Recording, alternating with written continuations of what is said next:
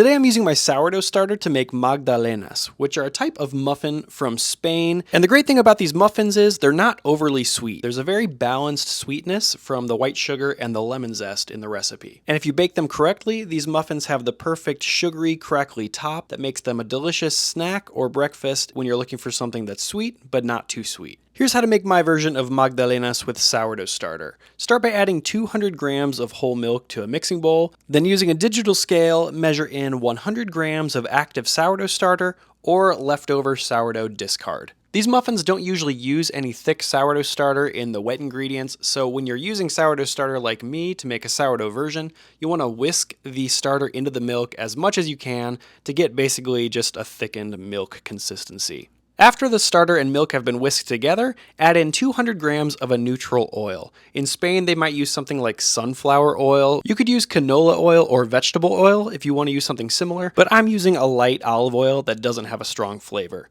Whisk that into the wet ingredients as well. Put that to the side and get out a second mixing bowl. Don't worry, you'll only use 2. The next ingredient you'll need is 3 medium eggs, which roughly weigh around 50 grams per egg. Crack them into the mixing bowl, and then add 200 grams of plain white sugar. And then you'll need 1 lemon that you'll just be using the zest from. So get out a microplane style grater or any other type of citrus grater and grate the zest right on top of the sugar and eggs. The lemon zest is going to provide all the delicious lemony flavor, kind of like lemon candy, and you can use the rest of the lemon for something else.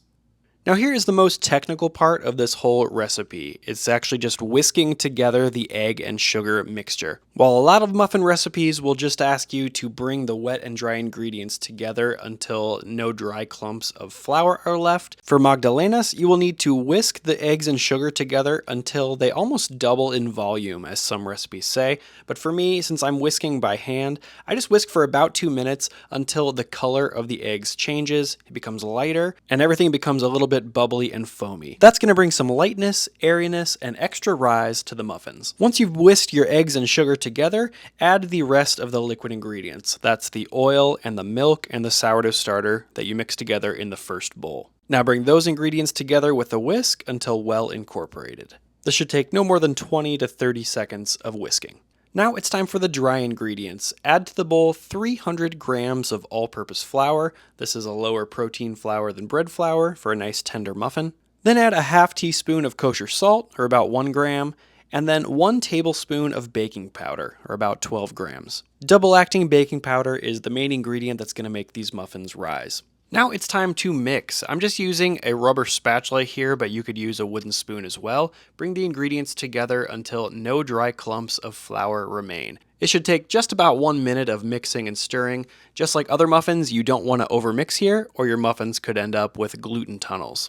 Now these muffins are better if you let the batter rest for a little bit before you bake the muffins, so cover the top with plastic wrap or a lid and place it into your fridge for about 15 to 20 minutes while you preheat your oven to 450 degrees Fahrenheit. Once the oven is preheated, get out a muffin tin and line it with paper muffin cup liners.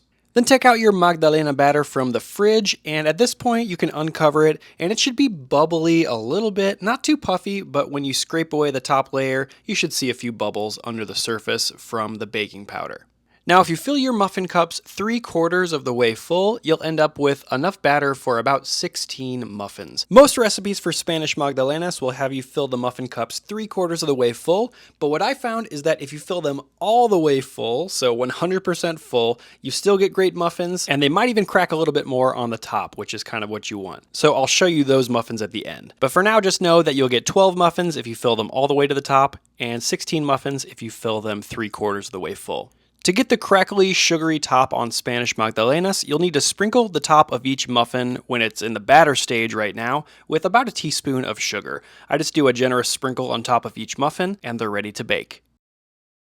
Transfer the muffins to the middle rack of your preheated oven and bake them for 10 minutes at 450 degrees Fahrenheit. This relatively higher heat will cause the muffins to rise rapidly in the oven during the first half of the baking time, getting that crackly top that you're looking for. After 10 minutes, the muffins have puffed up, they're at their full size, and we've even got a few crackly tops that I'm happy with. Now for the rest of the bake, it's just about browning the muffins and caramelizing the sugars that are on top. So lower the heat to 350 degrees Fahrenheit and finish baking for about 15 minutes. 15 minutes later, your Magdalenas should be finished baking and they should be perfectly golden brown with those characteristic crunchy, sugary tops.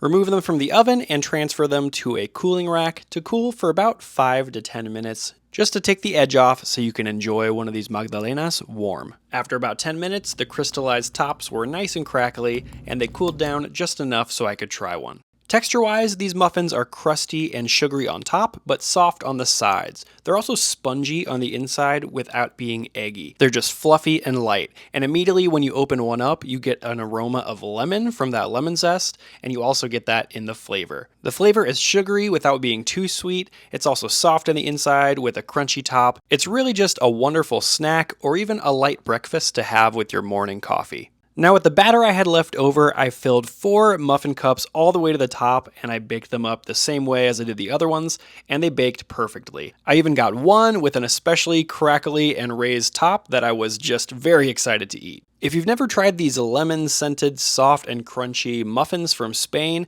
give them a try. If you want to follow my sourdough version, I'll leave a link down in the video description. I am baking through 52 different sourdough recipes this year for my 52 Weeks of Sourdough project. Check it out at grantbakes.com/52.